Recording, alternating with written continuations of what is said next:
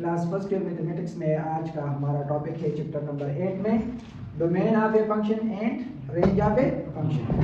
तो आज हम सीखेंगे कि डोमेन क्या है और रेंज क्या है।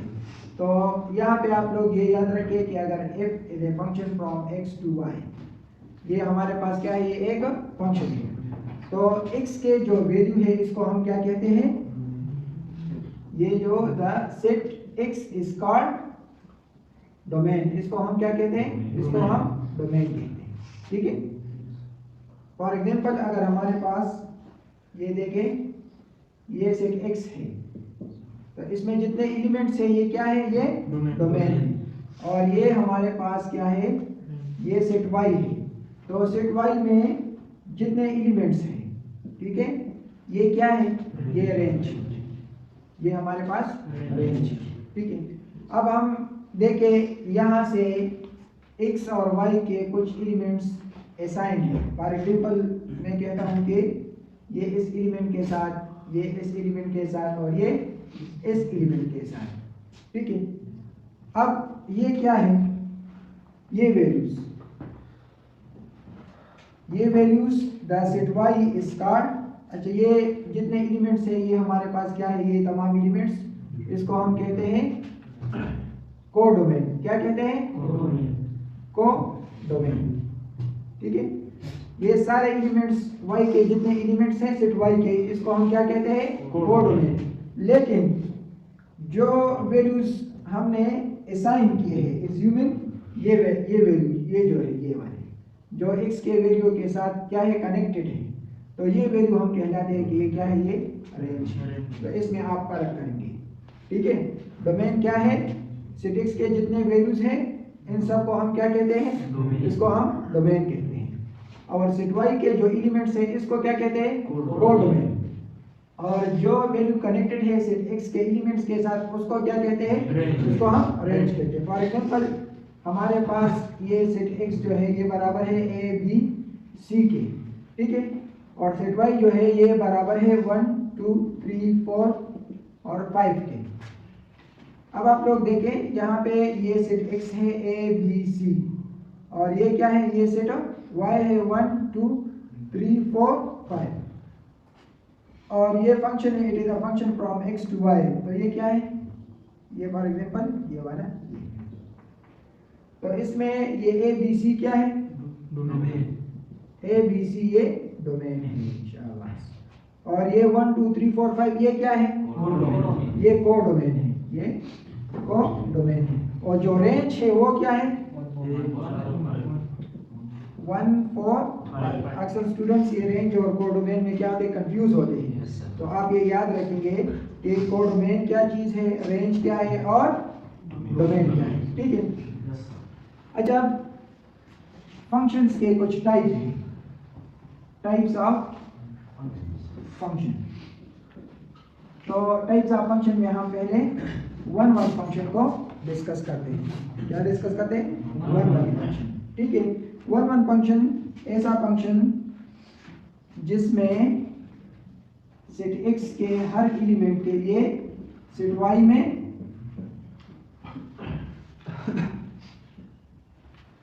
इंडिविजुअल एलिमेंट्स मौजूद हो, तो ऐसे सेट्स को हम क्या कहते हैं, इसको हम वन वन कहते हैं। ठीक है। सेट x के हर एलिमेंट के लिए सेट y में अलग अलग एलिमेंट मौजूद हो तो इसको हम क्या कहते हैं, इसको हम वन वन कहते हैं। और वन वन सेट को हम इंजेक्टिव भी कहते हैं, इसको हम इंजेक्टिव और वन वन जो है ये दोनों सेम है। ठीक है। अच्छा, इस तरह इसका हम इस तरह जिसको हम डिफाइन कर सकते हैं कि अगर हमारे पास एक फंक्शन है y is equal to F of X, y is equal to F of X. ठीक है। और हम एफ ऑफ x1 को एफ ऑफ x2 के बराबर ले, एफ ऑफ x1 को एफ ऑफ x2 के बराबर ले, और इससे हम ये कंडीशन अहस करें कि x1 is equal to x2, तो इसका ये भी डिफिनीशन है वन वन फंक्शन का। ठीक है। ये भी डिफिनीशन है वन वन फंक्शन। बाज़ औक़ात ऐसा होता है कि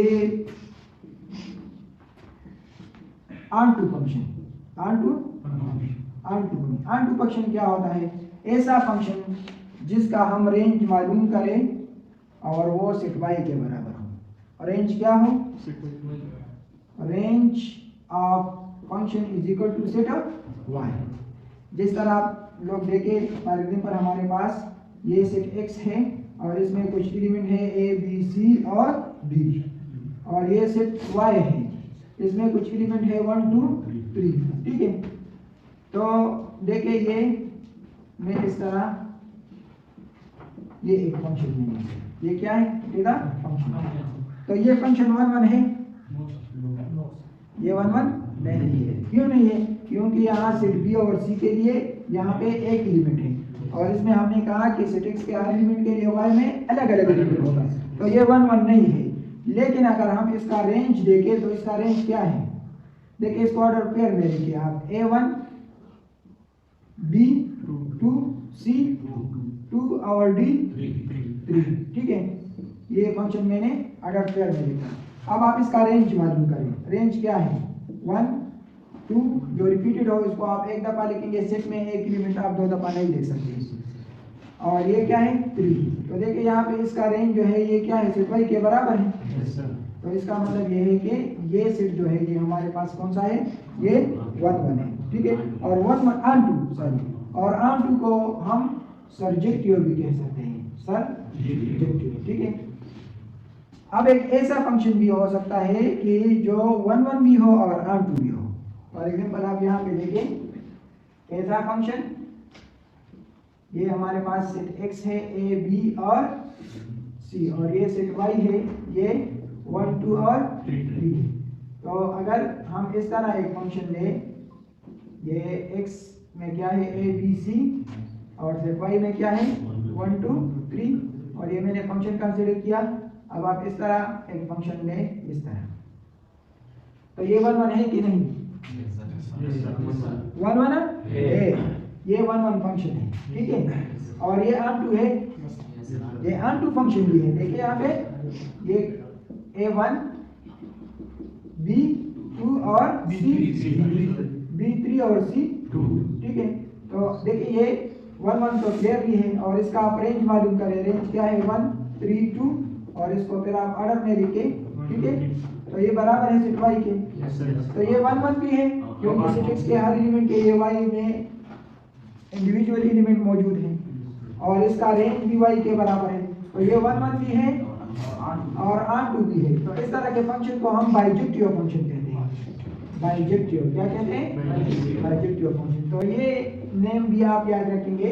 अक्सर एमसीक्यूज में ऑन टू की जगह सर्जेक्टिव आता है, 1 1 की जगह इंजेक्टिव आता है, और ये बाइजेक्टिव है, ठीक है। तो ये तो कुछ फंक्शंस हो गए। अब यहाँ पे जो 1 1 की मैंने आपको ये डिफिनीशन किया है, इस पे एक एग्जांपल को सॉल्व करते हैं। फॉर एग्जांपल हमारे पास ये एक फंक्शन है f of x is equal to 3 minus 5x। इस तरह ये फंक्शन दिया है, सेट्स के अलावा आपको फंक्शन दिया है, ठीक है। और कहते हैं कि ये चेक करें कि ये 1 1 है कि नहीं। तो किस तरह आप इसको चेक करेंगे फिर? तो आप इसको किस तरह चेक करेंगे? x1, यहाँ पे आप f of x1 लें, x की जगह क्या लें? x1, और फिर x की जगह क्या लें? x2 लें, 3 minus 5 x2। अब इन दोनों को आपस में इक्वल लें, f of x1 is equal to f of x2, और इससे हम साबित करेंगे कि x1 क्या है?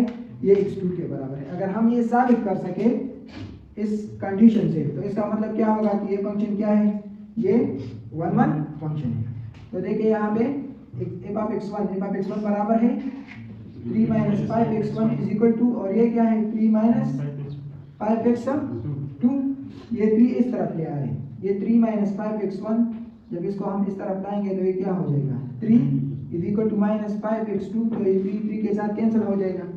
यहाँ पे क्या है? minus 5x1 is equal to minus 5, और दोनों तरफ को -5 पे डिवाइड करें, तो ये -5 भी कैंसिल हो जाएगा, ये भी कैंसिल हो जाएगा। x1 बराबर है x2 के, तो इसका मतलब ये है कि ये फंक्शन क्या है? ये 1 1 है। तो ये कुछ कंसेप्चुअल चीज़ें थी जो फंक्शन के साथ रिलेटेड थी, और अब इसके बेस पे हम एक्सरसाइज में क्वेश्चन सॉल्व करेंगे, ठीक है।